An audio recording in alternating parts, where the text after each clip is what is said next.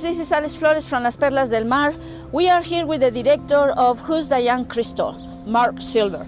Stay with us and watch this fabulous interview.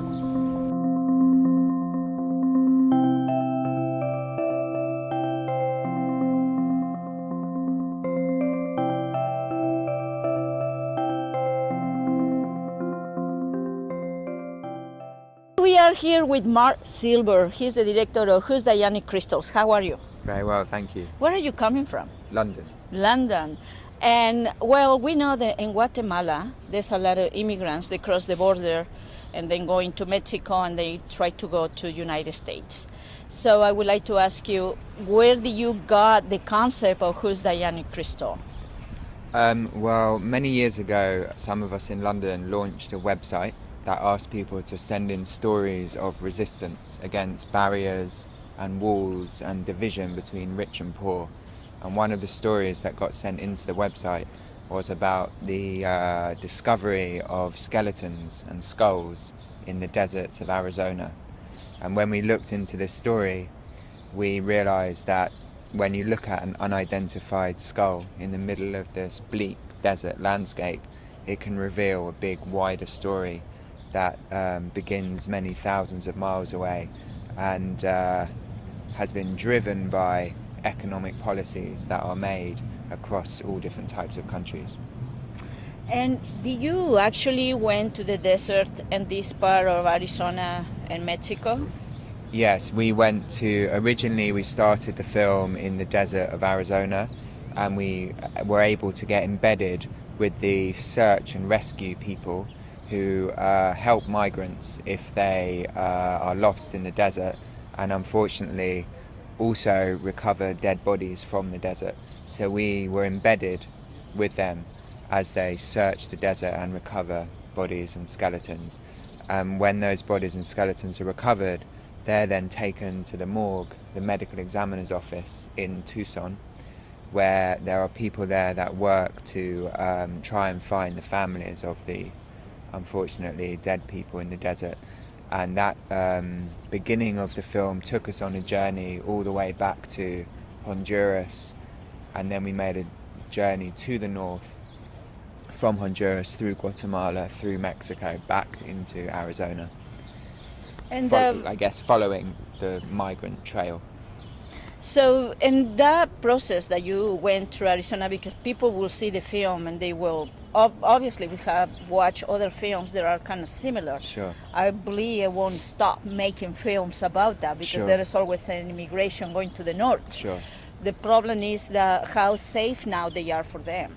Yeah, so one of the reasons we make the film was so that it can be shown in places like Honduras, Salvador, Guatemala, Mexico, to highlight the dangers of the desert, as well as the dangers actually through Mexico as well, which the travelling on the trains and the potential of kidnapping and the potential of rape.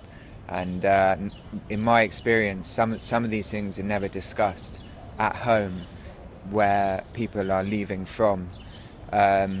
In our film, in my experience in the village that we went to in Honduras, many people have made that journey, but some of the teenage boys said to us, we never talk about this with our mum.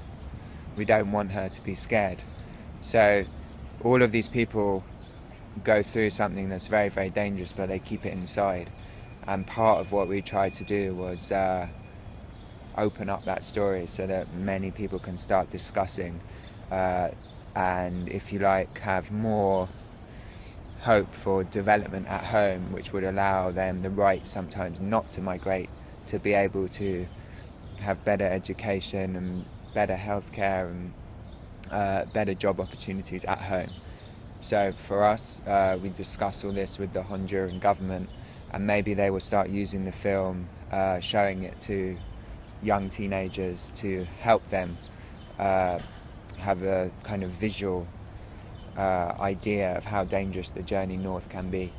Yeah. Well, I also read that Gael García has a big participation in this film. What was his role here? Well, he was one of the producers, and also he plays a part in the film where he retraces the footsteps of the man that we found dead in the desert. We made a journey before this film. We made 4 short films for Amnesty International called The Invisibles, which you can watch on YouTube. And in this journey we met many migrants. We went to some of the migrant shelters in Mexico, and we learnt about the journey that people make on top of the trains and La Bestia. And in our film, Gael meets many of those people and learns from those people, and they help us make that journey through Mexico to the border with Arizona. Well, dear audience, you can see that we cannot stop making films about what is going on of the immigration from South America to United States. This is another film that you must watch, because in that way we'll create conscious about governors and other countries that they need to protect their people. Yeah, absolutely. That's the one of the hopes of the film, is that it brings this story into consciousness in a way that we're dealing with one human being's story that speaks about many, many, many thousands of other people. Well, thank you very much, Marc, and see you next time. Stay tuned with Hot Dogs a las Perlas del Mar. See you next time.